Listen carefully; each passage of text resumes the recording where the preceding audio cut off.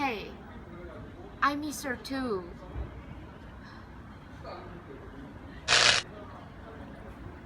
I'm fine. Hi everybody, welcome back to Late Night Deep Cuts, where I talk about movies you probably never heard of but definitely should check out. Tonight, we're talking about a little movie called Final Judgment.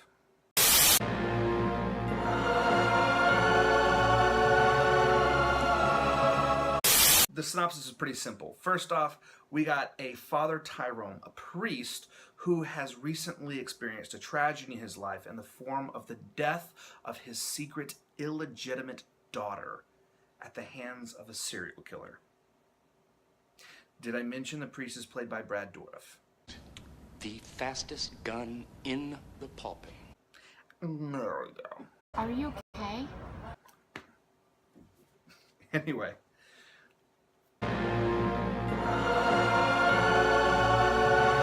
Brad Dourif is one of those actors that I've really just loved watching ever since I was a kid. Of course, I was, like most people, I was exposed to him as he was playing Chucky, the voice of Chucky. I said talk to me, damn it, or else I'm gonna throw you in the fire! You stupid bitch, you filthy slut! But as you grow up, you find out that he's actually played in a lot more movies other than the Chucky movies, knocking it out of the park in movies like One Flew Over the Cuckoo's Nest.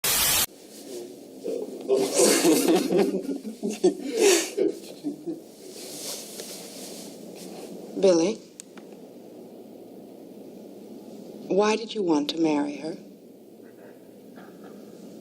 Well, I was in love with her. And above and beyond that. He often gets typecast as the creepy person, as we see, like in the Lord of the Rings trilogy, being cast as Grima Wormtongue. That is a lie. Saruman the White has ever been our friend and ally. But it's really good when we're able to actually see his range, and he does a fantastic job in this movie. My daughter was killed. I was right there.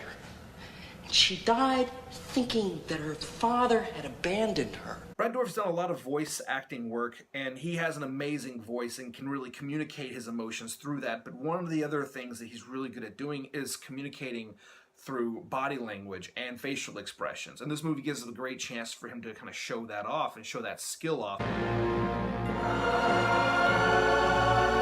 Father Tyrone is a guy who is basically being thrown into turmoil by a tragedy in his life. Now, he used to be a thug, and now he is a priest. We don't know what he did as a thug, but we can see that it really weighs on his conscience. He's in what we call a transitional period of character. It's very clear that this identity that he's chosen has not really been tested yet, and that this tragedy of him losing his daughter to a serial killer is now causing him to really question who he really is.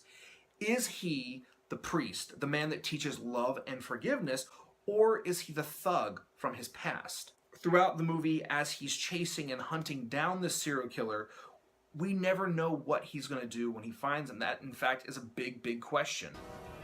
I'm gonna find out who killed her father, and when I do... Yes. Just what'll you do?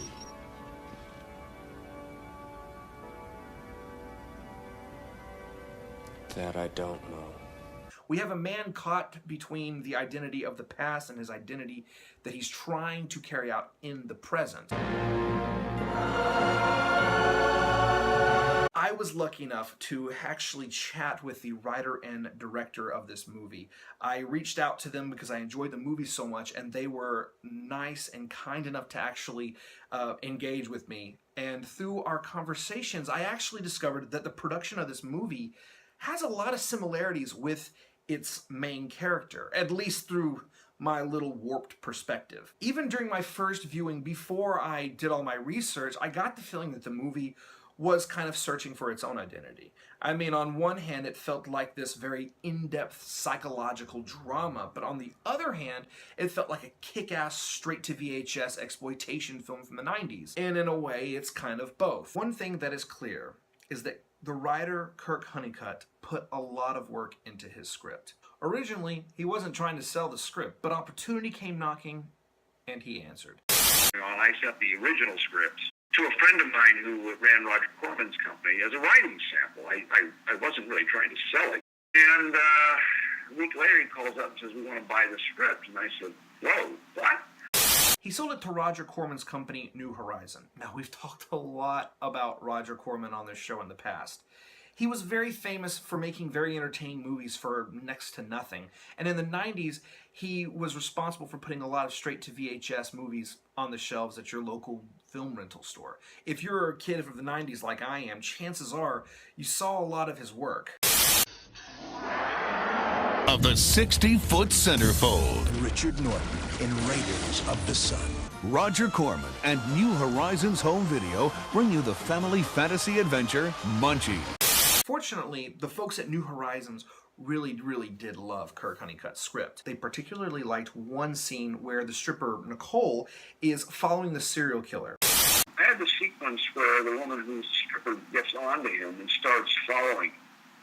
And then through buses. And it's a long sequence where there's absolutely no dialogue.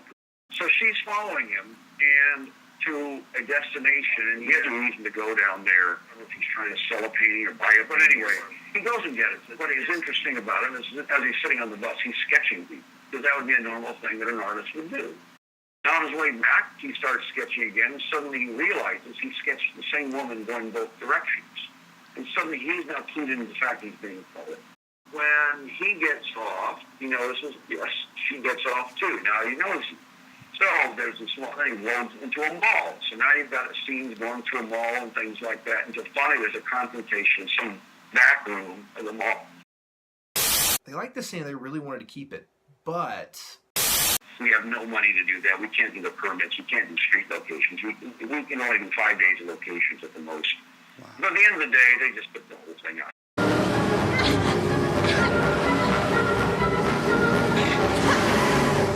From my conversations with Mr. Honeycutt and Mr. Morneau, it seems like the main budgeting concerns came from location. Kirk wrote a great script, and I loved it. And what happens is when you're going in to make a picture, you're, especially under low budgets and quick schedules, is you have to do what generally called the director's pass. And maybe you're making some changes based on characters and people that are available to you and what you think they're able to play or what's right for them in the film. But a lot of it is paring things down so you can actually manage the film and production. So rather than 10 locations, you get it down to 5. It was what they wanted to do versus what they were financially capable of doing. They had this really ambitious script that they really liked. Unfortunately, they had to make the movie fit the market environment of the time. Let's go back in time. You're in the 1990s, okay? You just got off work Friday night, okay? And, you know, like me, you choose to stay in. It's not that you don't have a social life or anything. It's a personal choice. I took care of her every day. So, you go down to the video rental store, and you have a choice. You're going to pick one movie. But do you pick the Hollywood movie? Nicolas Cage, John Cusack, John Malkovich, Con Air. Or do you pick the straight-to-VHS movie? International box office sensation Don the Dragon Wilson, WKA World Kickboxing Champion.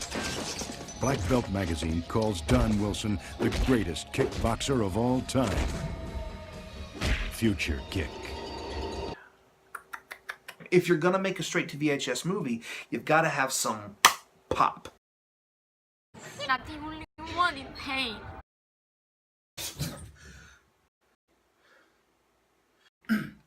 This is why the VHS market was often saturated with sex, violence, horror, sci-fi, all that good stuff that really shifts the buyer's attention. Now, Roger Corman is pretty good about walking that fine line between quality and exploitation. Sure, it might have a little bit of sleaze here and there.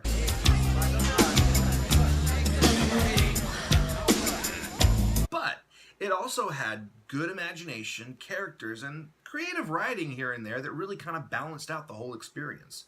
Remember, in those days, Roger Corman was grinding out a lot of movies for straight-to-video. But he had a studio where he could keep permanent sets or build sets pretty quickly. I think it had 4 or 5 sound stages. And I would say a lot of the things we were doing were trying to make it economically, or I should say financially feasible. You see, Roger Corman had his own studio, complete with about 4 or 5 sound stages. So he didn't have to rent space to shoot. He was making approximately 1 movie per month, each one costing around $300,000 to make, which is very cheap. Yeah, it was quite a time, and looking back at it, it was kind of an amazing time to be there. They were making a dozen, maybe 14 pictures a year at the studio in Venice, California, and also overseas, maybe another 6 to 8 in the Philippines and Peru, and so it was quite a factory. Now, of course, making a quality movie for cheap means nothing if no one's going to buy the damn thing. That's why New Horizon videos usually had some form of exploitation to really hook people. This movie had a priest and a stripper. Problem solved.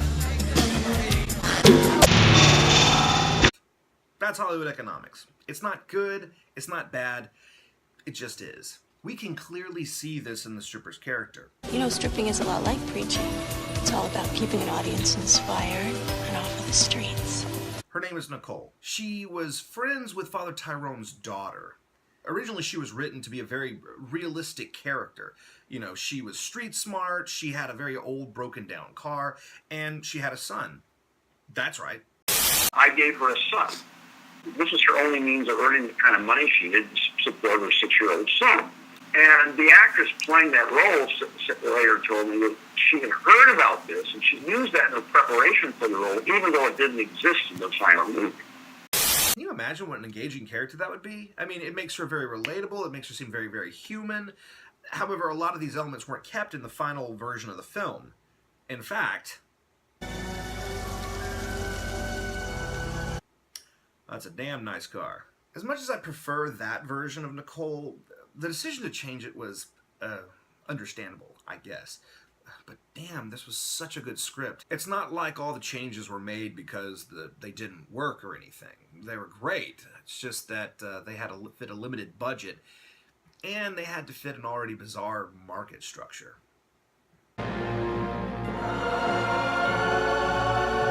So, you have this movie that is trying to fit the straight-to-VHS market.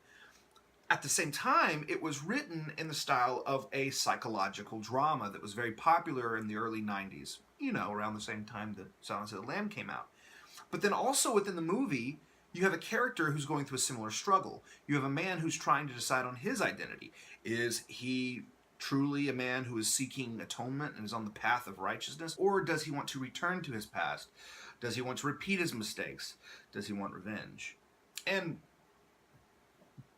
I love that. True, all in all, some of the changes didn't make a lot of sense, but overall, it still remains entertaining and it's absolutely worth a watch. Did I mention Brad Dourif plays a priest? I actually took a lot from this movie. I guess, when it comes down to it, there are some parts of our personality that we can be a little afraid of sometimes, just like in life. Sometimes in life, we run from it, and it gets a little too much, and we seek refuge. But just like when it comes to the journey of finding yourself, I guess it's more important to confront life and learn to adapt and learn to live with it, and in some cases, learn to move forward. It's not an easy task, but I guess it's worth a shot. Thank you for watching Late Night Deep Cuts. I'll see you next time.